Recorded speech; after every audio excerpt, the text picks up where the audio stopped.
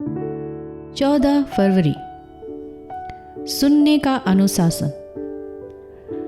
मत्ती 10:27।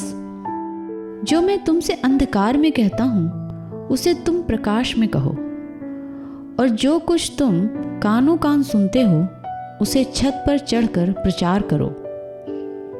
कई बार परमेश्वर हमें अंधकार के अनुभव और अनुशासन में से गुजारता है कि हम उसकी बात सुने और आज्ञा पालन करना सीखें। चहकने वाली चिड़ियों को अंधेरे में चहकना सिखाया जाता है, और जब तक हम परमेश्वर को सुनना नहीं सीख लेते, वह हमें अपने हाथ की आड़ में छुपाए रखता है। जो मैं तुमसे अंधकार में कहता हूँ, जब परमेश्वर आपको अंधकार में रख दे तो ध्यान से सुने, और जबकि आप वहाँ हैं तो अपना मुंह बंद रखें। क्या ठीक इस वक्त आप अपनी परिस्थितियों में या परमेश्वर के साथ अपने जीवन में अंधकार में हैं?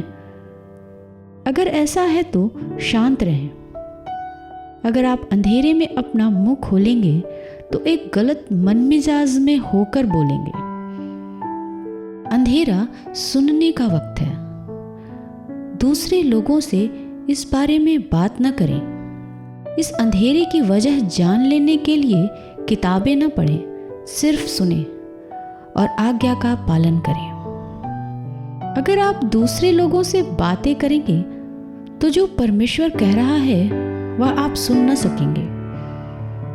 जब आप अंधेरे में हों तो सुने, और फिर रोशनी में पहुंच जाने के बाद परमेश्वर आपको किसी दूसरे व्यक्ति के लिए बहुत कीमती संदेश देगा। अंधेरे से भरे हर वक्त के बाद यह जरूरी है कि हमें खुशी और शर्मिंदगी का मिला जुला एहसास हो। अगर हमें सिर्फ खुशी ही हो रही है तो यह सवाल पैदा होगा कि क्या हमने परमेश्वर को सुना भी है या नहीं।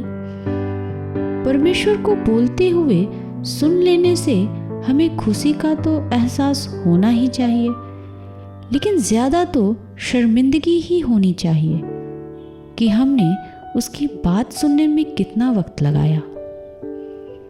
तब हम यह पुकार उठेंगे, जो कुछ परमेश्वर मुझे बताता रहा है उसे सुनने और समझने में मैं कितना मतिमंद रहा हूँ।